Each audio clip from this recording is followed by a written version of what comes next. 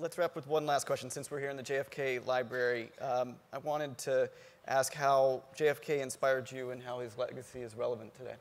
Well, I'll be honest with you. I was always interested in politics. You know, in 1954, the year he got elected to the Senate, he's been a very important inspiration for me, almost posthumously.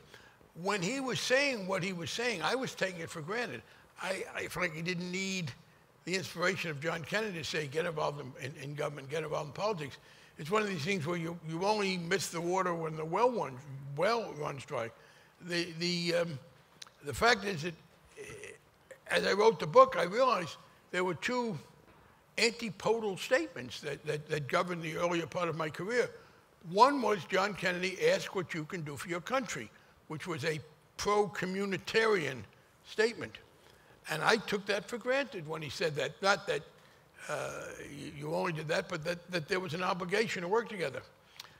And I was sort of thinking that was the way we would go. And then exactly 20 years later, in his inauguration, and you know, John Kennedy and Ronald Reagan, there were no successful presidents between them. Lyndon Johnson gets forced not to run again. Nixon's driven out of office. Ford gets defeated. Carter gets defeated. So you have this run of 4 politically unsuccessful presidencies.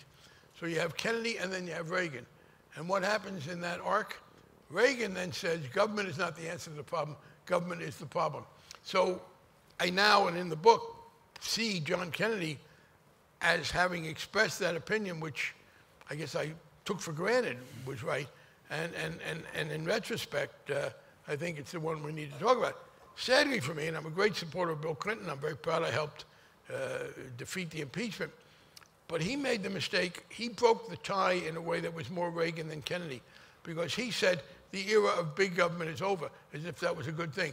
Well, that suggests there's something the matter with government. When people tell me, are you for big government? I'm for smaller government. I want to say, okay, how many fewer firefighters do you want to have?